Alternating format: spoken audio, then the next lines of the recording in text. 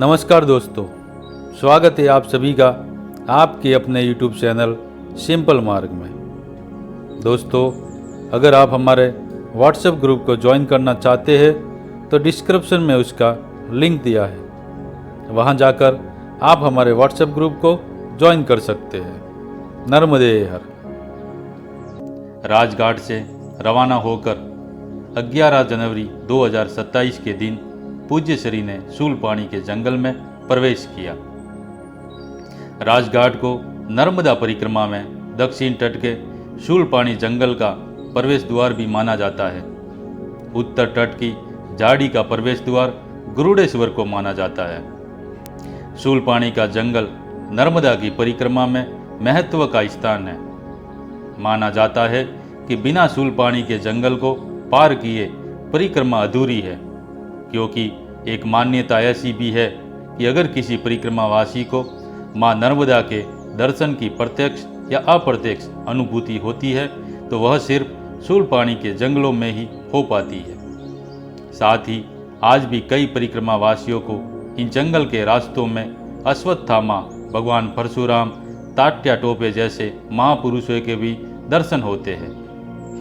दोस्तों, पूज्य श्री की इस नर्मदा परिक्रमा को आज लगभग 100 वर्ष हो चुके हैं और इतने लंबे अंतराल में भौगोलिक अंतर भी आना स्वाभाविक है तथा बहुत से गांवों की स्थानांतरण के कारण दूरी भी बदल चुकी होगी, या फिर हो सकता है बहुत से नए गांव भी बस गए हो अथवा तो कई गांव भी उजड़ गए हो।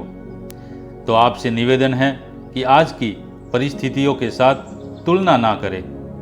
साथ ही शूलपाणी के आदिवासियों के रहन सहन और उनके स्वभाव में भी उस समय की तुलना में अब काफ़ी बदलाव आ चुका है, क्योंकि जो लोग निर्वस्त्र घुमा करते थे वह लोग आज कुछ अर्थों में मुख्य धारा से जुड़ने लगे हैं।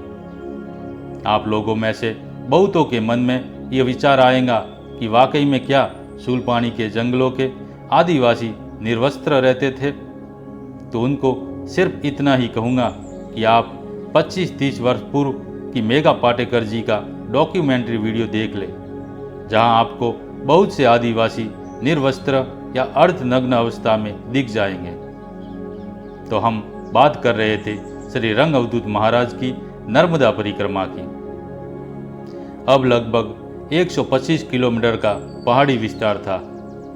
वन्य प्राणियों का डर तो था ही, साथ ही झाड़ी में बसने वाले आदिवासी भी परिक्रमावासियों को अक्सर लूट लिया करते थे।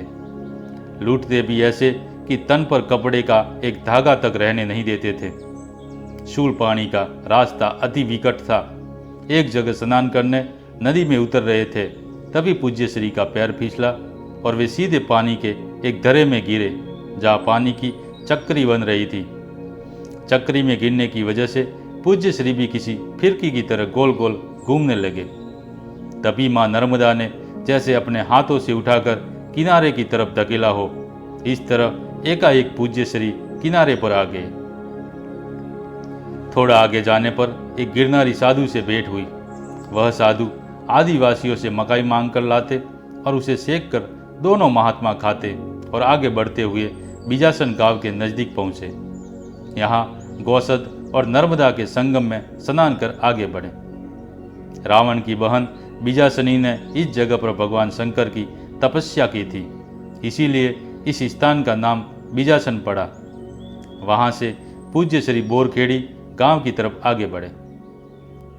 बीजासन से 4-5 किलोमीटर चलने के बाद नर्मदा के दोनों तटों की पहाड़ियाँ एकदम से निकट आ जाती है और उन दोनों पहाड़ियों के बीच नर्मदा बिल्कुल संकरी होकर बहती है, इतनी सी कि छोटा सा हिरन भी उसे छलांग लगाकर पार कर सकता था। इसीलिए इस स्थान को हरण फाल भी कहते हैं इस स्थान पर हिरण्याकश्यप ने अपने तप से ब्रह्मा जी को पसंद किया था। बोरखेड़ी के बाद कूली, गोक्सा आदि छोटे छोटे गांवों को पार करते हुए पूज्य श्री आगे बढ़ रहे थे, मगर रास्ता भटक जाने की वजह से गिद्ध झाड़ी में फंस गए। अंधेरा होने को था, रास्ता तक नजर नहीं आ रहा था, तो पूज्य श्री एक पेड़ के नीचे कंबल बिछाकर लेट गए। तभी सहसा सूखे पत्तों पर किसी के चलने की आवाज़ सुनाई दी। आंखें खोलकर देखा तो सामने एक लकड़हारा खड़ा था।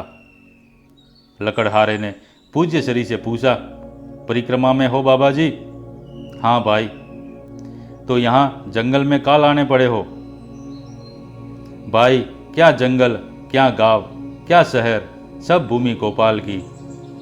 लकड़हारा बोला, सो तो बराबर है महाराज, पर नज़दीक के गांव में एक महात्मा जी का आश्रम है, वहां जाकर रात विश्राम करो। चलो महाराज, आपको छोड़ देता हूँ। इतना कहकर लकड़हारा चलने लगा और पीछे पीछे पूज्य श्री भी चलने लगे। मगर लकड़हारे के मुख की आभा और उसके बोलने की सटा देखकर आज पूज्य श्री को कुछ संदेह हुआ और एक साथ कई सवाल उन्होंने लकड़हारे को पूछ लिए। कौन हो भाई, क्या करते हो और इस समय कहाँ जा रहे हो? पूज्य श्री के अंदर के शिक्षक ने जैसे प्रश्न पत्र निकाला हो। लकड़हारे ने चेहरे पर मीठी मुस्कान लाकर कुल्हाड़ी दिखाई और बोला, मैं लकड़ी काटने का काम करता हूँ और वो जो गांव दिख रहा है वहाँ अफीम लेने के वास्ते जा रहा हूँ। पूज्य श्री और कुछ उस व्यक्ति को पूछते उससे पहले ही गांव के पास पहुँच गए। लकड़हारे ने एक आश्रम की तरफ इशारा किया और बोला, महाराज, आप उस आश्रम में जाकर रात्रि विश्राम करो, मैं अफीम खरीदने गांव में जाऊंगा। पूज्य श्री आश्रम की दिशा में थोड़ा आगे बढ़े। साथ ही इतनी जल्दी गांव कैसे आ गया, यही सोच रहे थे और पीछे मुड़कर देखा तो वह लकड़हारा गायब था। पूज्य श्री ने प्रणाम किया और आश्रम की ओर आगे बढ़े। प्रातःकाल में उठकर नित्य कर्म से निवृत्त होकर आगे की यात्रा हेतु रवाना हुए। एक के बाद एक ऐसे आदिवासियों के छोटे छोटे कबीले पार करते हुए जलकंड और नर्मदा मैया के संगम पर पहुंचे। जलकंड मैया में हाथ पैर धोकर थोड़ा विश्राम कर आगे बढ़ते हुए अंधेरा होते होते एक टेकरी पर झरने के पास पहुंचे। वहां पर 4 नागा साधु भी आग जलाकर बैठे थे। पूज्य श्री ने उनसे रात्रि विश्राम के विषय में पूछताछ की। उन साधुओं ने एक दूसरे की ओर देखा और फिर पूज्य श्री से कहा, आप वहां झरने के पास सो सकते हैं। पूज्य श्री ने भी सोचा कि ये साधु देर रात तक बातें करते रहेंगे और गांजा फूकते रहेंगे, तो मैं यहीं पर सो जाता हूँ। देर रात्रि में सूखे पत्ते पर किसी जानवर के चलने की आवाज़ सभी ने सुनी। नागा साधुओं ने आसपास के पत्ते व लकड़ियाँ उठाकर जलती आग में डाले और आग को तेज किया। सुबह उठकर पूज्य श्री झरने के पास प्राणायाम कर रहे थे। तभी पीछे से एक बाघ की गर्जना हुई। नागा साधु डर के मारे थर थर कांपने लगे। तभी बाघ पूज्य श्री के ऊपर से छलांग लगाकर झाड़ियों में ओझल हो गया। पूज्य श्री ने जाते हुए बाघ को देखा और मुस्कुराते हुए नागा साधुओं की ओर देखते रहे। उन नागा साधुओं ने पूज्य श्री के पास जाकर हाथ जोड़कर क्षमा प्रार्थना करते हुए कहा, हमें माफ करो महाराज, हमें पता था कि झरने पर बाघ पानी पीने आता है, इसीलिए हमने आपको वहाँ सोने को कहा था ताकि बाघ आए तो आपका भक्षण करके चला जाए और हम बच सके। पूज्य श्री हंसते हुए वहाँ से आगे बढ़े और दोपहर होते होते पेंड्रा नामक गांव में पहुँचे। वहाँ उन्हें दूसरे भी कुछ परिक्रमावासी मिले। पेंड्रा गांव पहाड़ियों पर छोटी छोटी झोपड़ियों के रूप में बसा हुआ था। पेंड्रा के सामने के तट यानी उत्तर तट पर हापेश्वर तीर्थ स्थान था जो अब डूब क्षेत्र में आता है। वहाँ से इस किनारे पर रुके परिक्रमावासियों के लिए सदाव्रत की व्यवस्था करवाई जाती थी, पर इस किनारे से परिक्रमावासियों द्वारा कई बार आवाज़ देने पर भी सामने के तट से कोई प्रतिक्रिया नहीं हुई। इसीलिए एक परिक्रमावासी सज्जन कहीं से मक्के के भुट्टे लेकर आए, जिसे अग्नि में सेक कर सभी ने खाए और फिर पूज्य श्री शूलपाणेश्वर की ओर आगे बढ़े। कटीले और पथरीले रास्तों पर चलने को अब अभ्यासी हो चुके पैरों ने अब वेग पकड़ लिया। मोखड़ी, डरील, बामणी आदि गांवों को पार करते हुए सिंदूरी और नर्मदा के संगम पर पहुंचे। संगम पर हाथ पांव धोकर आगे बढ़े। यहाँ नर्मदा जी का स्वरूप बहुत ही सुंदर था। पहाड़ों को चीरकर निकला नर्मदा जी का प्रवाह अत्यंत ही मनमोहक नज़ारे बना रहा था।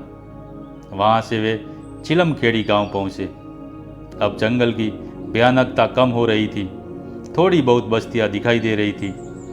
गुजरात राज्य की सीमा अब शुरू होने वाली थी। रात होते होते पूज्य श्री पुरातन शूलपाणेश्वर मंदिर पहुंचे, जो अब डूब क्षेत्र में है। यह स्थान भ्रूकतुंग नामक पर्वत पर स्थित है। कहते हैं भगवान शिव ने अंधकासुर नाम के दानव का वध त्रिशूल से किया, जिसके बाद त्रिशूल को दैत्य के लहू से शुद्ध करने के लिए इस स्थान पर त्रिशूल मारकर एक कुंड का निर्माण किया, जिस कारण इसे रुद्र कुंड अथवा त्रिशूल भेद तीर्थ के नाम से भी जाना गया। बाद में इस कुंड में भौमावती और देवगंगा नामक दो नदियां आकर मिली, जिस कारण यहाँ त्रिवेणी संगम भी हुआ।